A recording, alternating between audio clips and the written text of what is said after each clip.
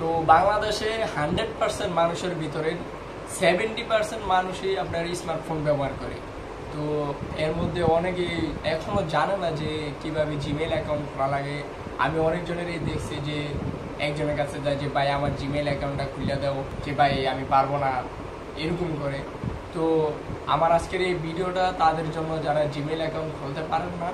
তো অবশ্যই অনেক সহজে আপনারা আপনার নিজের স্মার্টফোনের ভিতর দিয়ে আপনি নিজে চেষ্টা করলে অল্প কিছু সময়ের মধ্যেই জিমেইল অ্যাকাউন্ট তৈরি করতে পারবেন। তো যারা আমার চ্যানেলে নতুন, অবশ্যই আমার চ্যানেলটাকে সাবস্ক্রাইব করে রাখবেন এবং পাশে থাকা বেল আইকনটাকে প্রেস করে রাখবেন যাতে সবার প্রথমে আপনি আমাদের ভিডিওটা পেতে পারেন। তো চলুন কথা না বাড়িয়ে আমাদের ভিডিওর মূল পর্বে যাওয়া যাবে। তো সর্বপ্রথম আপনারা আপনাদের ফোনের স্ক্রিনে চলে যাবেন। তো এই যে সেটিং নামে একটা অপশন আছে, এটাকে সিলেক্ট করবেন। তারপরে নিচে চলে আসবেন। তো এই জায়গায় লেখা আছে অ্যাকাউন্ট অ্যান্ড সাইন্স, এটাকে সিলেক্ট করবেন।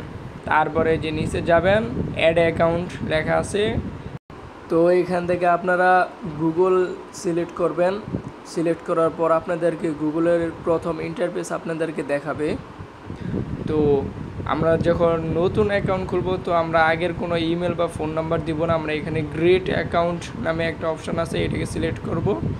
তো ওই জায়গায় সিলেক্ট করার পরে সর্বপ্রথম আসতে আছে আপনার ফার্স্ট নেম, মানে আপনি যে প্রথম নেমটা দিবেন সেটা। এখানে আমি দিতেছি আমার প্রথম নাম দিতেছি কাই, তো লাস্ট নেম দিতেছি লাভার্স।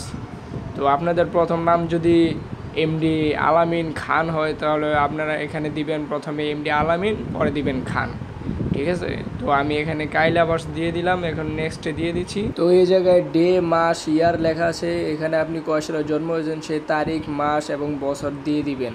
তো নিচে দেখেন জেন্ডার লেখা আছে, তো এই জায়গার ভিতরে আপনি পুরুষ হলে অবশ্যই মেলা সিলেক্ট করবেন। তারপর নেক্সটে চাপ দিবেন। দেওয়ার পরে এরকম একটা ইন্টারফেস আপনাদেরকে দেখাবে। তো এই জায়গার ভিতরে তিনটা অপশন আসছে।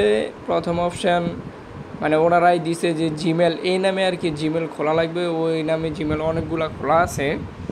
তো আমি কোনোটাই সিলেক্ট না করে, আপনাদের যদি পছন্দ না হয় তাহলে 3 নম্বর অপশানটা সিলেক্ট করে আপনার জিমেলের যে নামটা দিয়েছেন সেই নামটা এখানে বসাবেন এবং সাথে কিছু লেটার যোগ করবেন, তাহলেই হয়ে যাবে।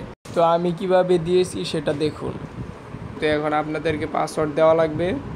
তো একটা স্ট্রং পাসওয়ার্ড দিবেন। প্রথমে একটা বড় অক্ষর, পরে নাম, পরে একটা লেটার, তারপর একটা চিহ্ন ব্যবহার করবেন। তো আমি পাসওয়ার্ড দিয়ে দিলাম। এই যে আমাদের জিমেল খোলা কমপ্লিট হয়ে গেছে।